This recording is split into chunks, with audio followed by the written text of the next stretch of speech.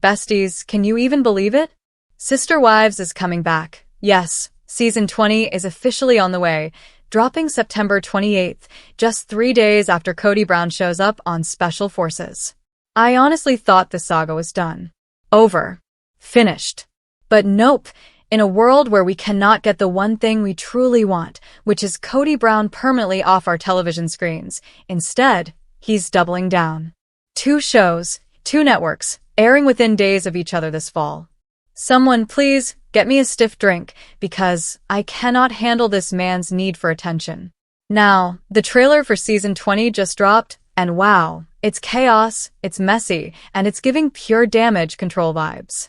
For years now, we've known the show has leaned into fraud territory, with lies, cover-ups, and Kody and Robyn twisting the truth to protect their image. But this season? It looks like we're getting a redemption arc attempt.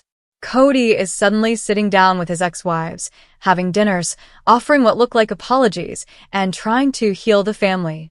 But let's be honest, is this really about reconciliation, or is Kody just scrambling to repair his image and secure his money? Because we all know Kody never does anything without some kind of ulterior motive. And yes, apparently Kody is also out here entertaining emails from women who want to join his family. That's right. Even after insisting he's done with polygamy, the man can't help himself. He needs constant praise, constant attention, and clearly Robyn alone just isn't enough to feed his ego. The official synopsis for the season lays it out. Meri tiptoes back into the dating world with an awkward but possibly promising speed dating event. Janelle finally starts taking steps toward a spiritual divorce after her trip to New Orleans. Christine and David? They're enjoying newlywed life, but Christine is shaken when some of her kids start moving to North Carolina to be closer to Janelle. And then, of course, there's Kody, struggling with the fallout of a shattered family, brooding in the house he once shared with Robyn, desperate to start fresh, and supposedly offering long overdue apologies to his ex-wives. Meanwhile, Robyn, as always, is clinging to her fantasy of plural marriage even as her husband starts entertaining women online who want to be his next wife. But let's pause here, because that word bitterness in the trailer? Yeah, that rubbed me the wrong way. Anytime I hear bitterness, it gives me major fundamentalist flashbacks, as if the women should just get over the pain and abuse they've endured. Calling them bitter dismisses the very real trauma Kody has caused. And Christine supposedly being jealous of her kids moving near Janelle? That just feels off. Those kids didn't move for Christine or Janelle. They moved because life gave them opportunities. Period. And then there's the Coyote Pass drama, the so-called final showdown. We already know how that land situation played out. The wives agreed, paperwork was signed, and everyone walked away with an even split. But here comes Robyn, dragging her feet until the very last minute, holding up the entire process, and then claiming she was only fighting for fairness. Fair for who, though? Let's be real, it sounds like Robyn wanted more than her fair share. At the end of the day, this season looks like another round of Kody trying to hoover back the women who've escaped his control.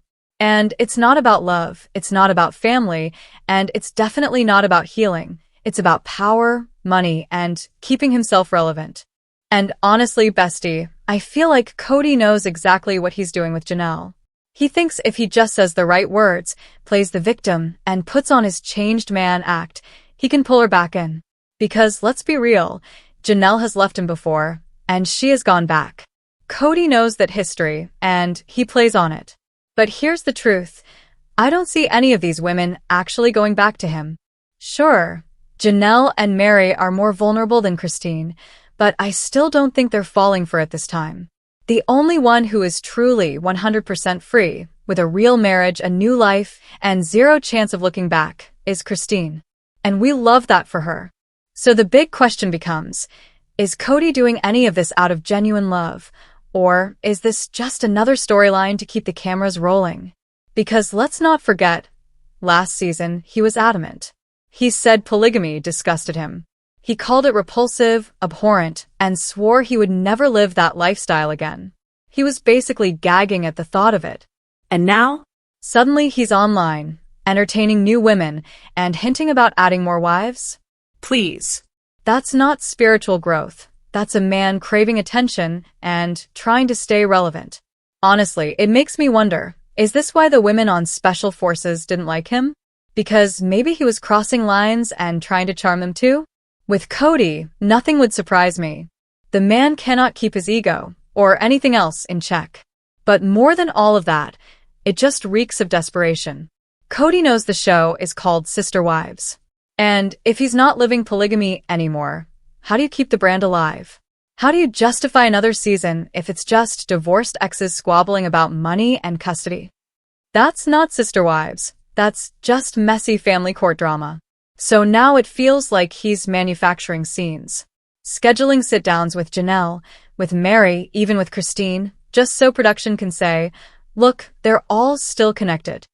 It's giving contrived. It's giving producer Chris told me to. And it's giving very, very fake. Meanwhile, where is his focus on his actual kids? Where's the accountability as a father?